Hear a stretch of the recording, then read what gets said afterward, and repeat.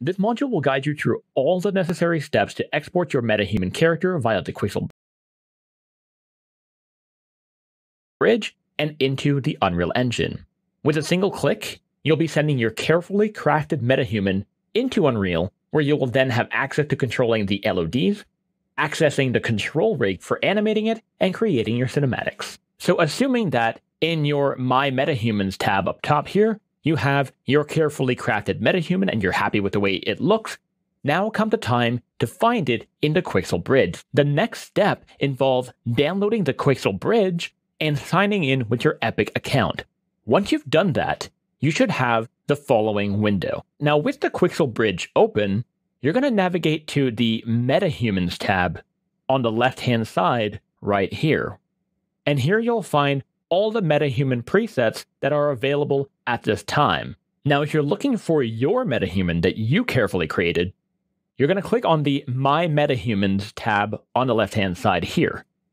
And here is where you'll find your metahuman that you created. So by clicking on the metahuman that you want to download, you'll see here that you have a series of settings for downloading it.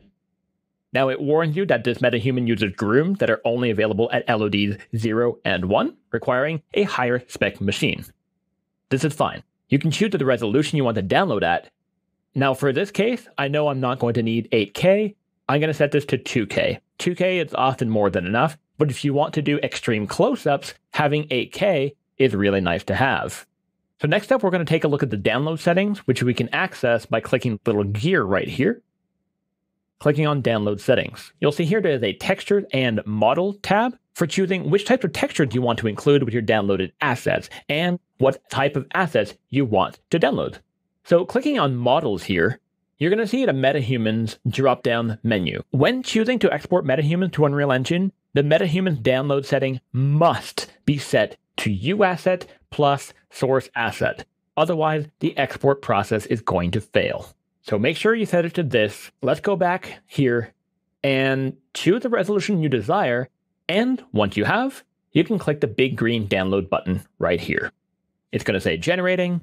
A bit of a warning here. The metahuman asset generation can take a little while to process. It largely depends on the asset being chosen, their texture resolution, internet speeds, and how many are in the Quixel Bridge queue. On average, for a metahuman with 1K textures, it can take about 20 to 30 minutes to generate and download these assets. So it is a very time-consuming process. It's going to take a while.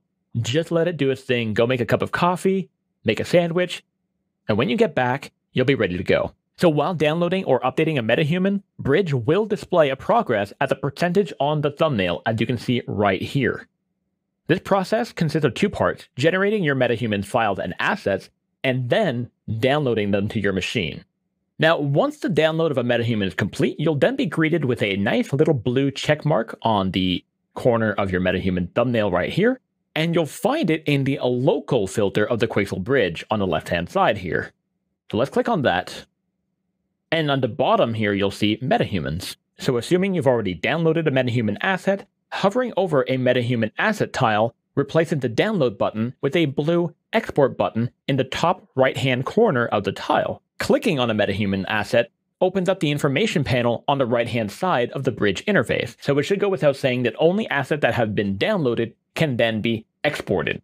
So if you haven't already downloaded your metahuman, you're not going to find the big blue export button here. So let's open up the export settings real quick by clicking on the gear right here. Go to Export Settings.